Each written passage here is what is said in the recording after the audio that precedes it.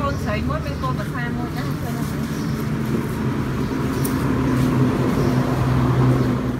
Ấy mà đây đây cho mình có bà con á bông nó mới áp cái bông rồi đang đi ra lọc bột thì con thấy nó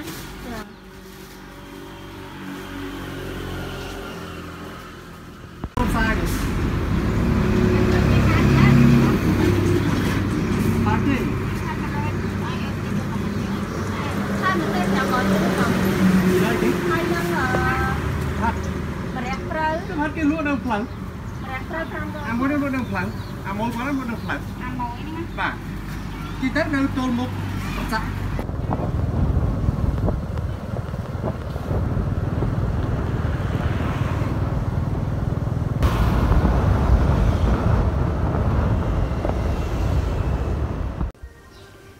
Hello everyone, welcome back to my channel. Today we are going to prepare shrimp paste vegetable recipe. So now I tell you ingredient today we have steamed fish, okra, eggplant, long eggplant, cucumber, lime, chili, water mimosa, long bean, and pea eggplant, dry shrimp, dark egg, and shrimp paste. So now get started.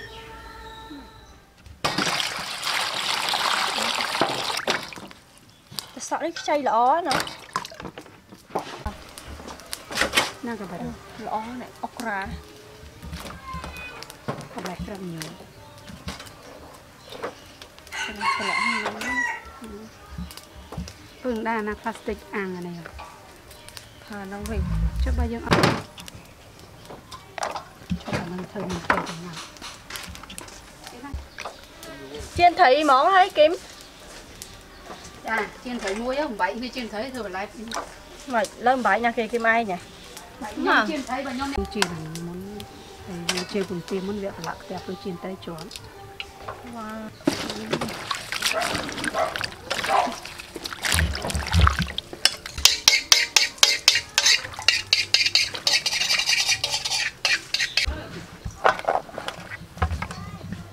Thọp món này trên thọp món nhưng bông liên thọp ai 200 mà trăm ở chiên xóm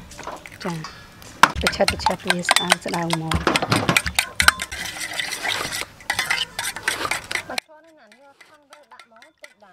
đạm đồng thì rất là bền xí tầm muối nó hoán nó nhưng mà rồi là khơi như này chật đấy tôi giúp tam xuống này phải xoay mình ói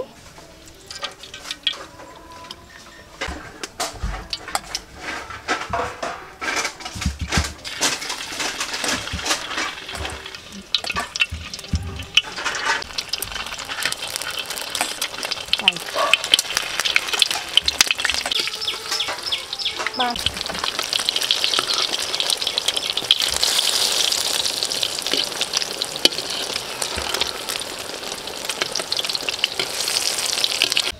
bớt con hả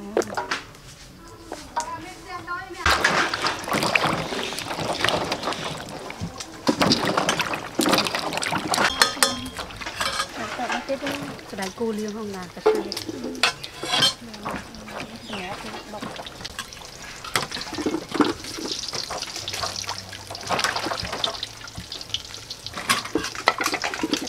mà khoản nhiều mà bay nữa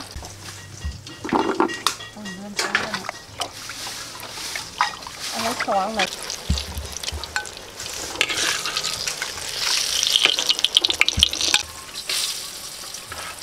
anh ấy sẽ đào bằng cửa tại tôi ta tập vào là cầm tôm chiên cho lưới chứ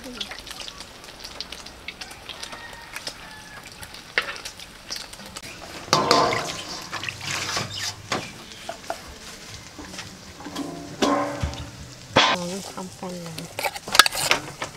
mặc đã nó ấm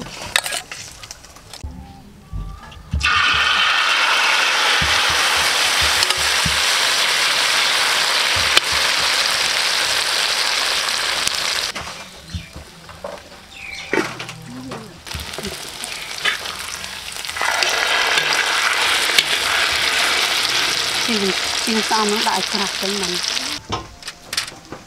sao được mà sữa ăn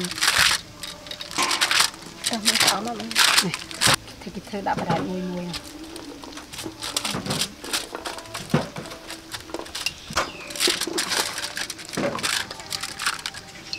nằm cùi ngồi đây ăn đi ngay này đó bây giờ đào tăng ha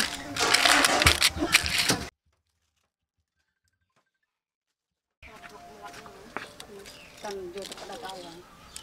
lúc tầm rong vô tập chả nó chỉ mới tầm rau miên lui tập lên mà về luôn miên này không có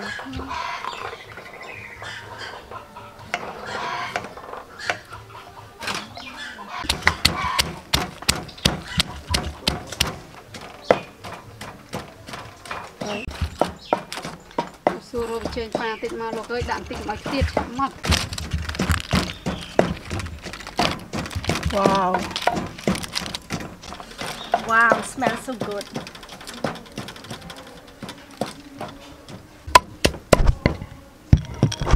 try shrimp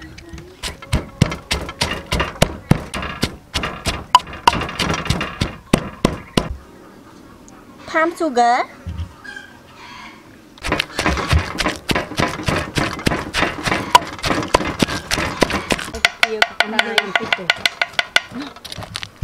fish paste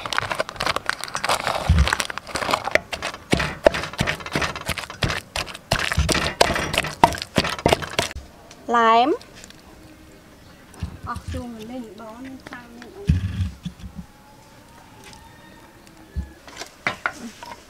mình mà thấy đâu con mình vị hả tăng một vị tăng wow so yummy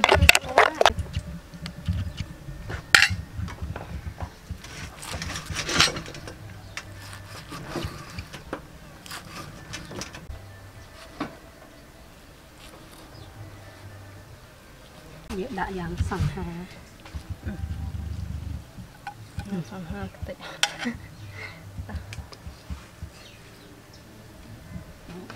ắt đằng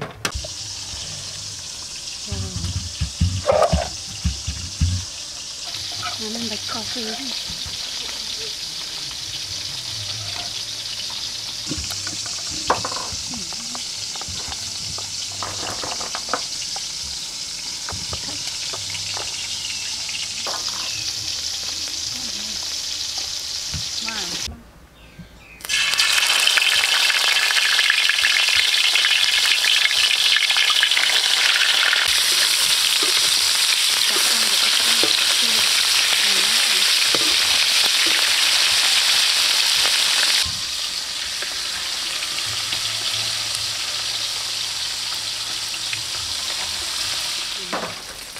để đi xem cô còn này cái xem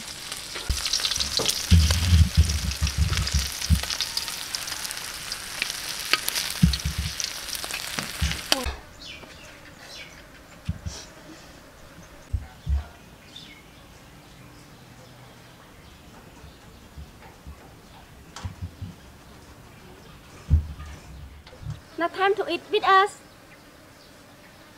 nhất triềm mà ôi do ngon cho salad xôi mình nhắm đấy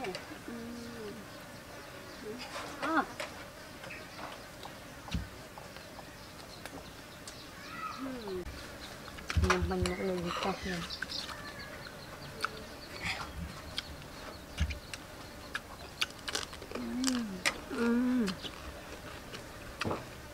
Nhà mình trời mình để hiền mau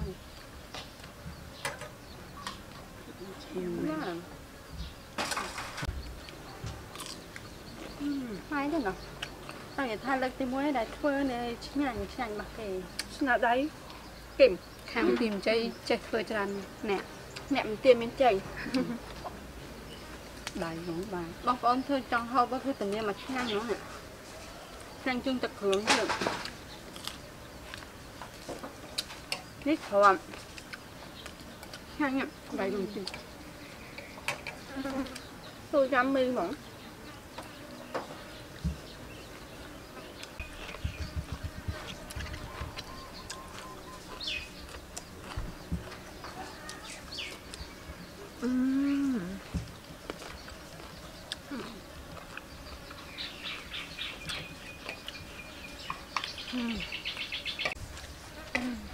ឲ្យគេផ្លេចមកដែរមិញ កាពិបុកនិយាយទៅធ្វើមុខម្ហូបហ្នឹងត្រូវមានត្រីផ្កាធូហើយនឹងពងទាចៀនស្អំគឺគេអត់ដែរចោលទេ ក្របជៀនពងទាមួយទៀត មិនអត់ចេះហូតដែរ យ៉ាំមី ស្មាក់ តែ ចេះ ម ហូ ហូ ត ប ដែរ ចង់បានតែប្រដៃទេទៅលក់ញ៉ាំ តែលាងដៃឲ្យអស់ហើយលាងដៃនឹងសាហាវ ចាំគឹមអីហៅមហូបផ្លែផ្លែចាអត់បងធ្វើដើម្បីឲ្យបងប្អូននៅសុខក្រៅបានមើល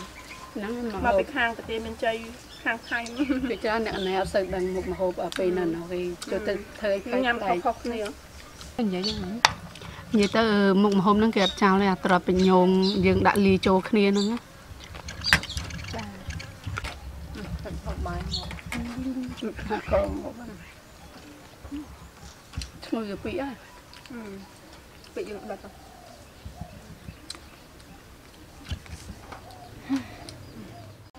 Before we say goodbye, please subscribe to my channel. Bye bye.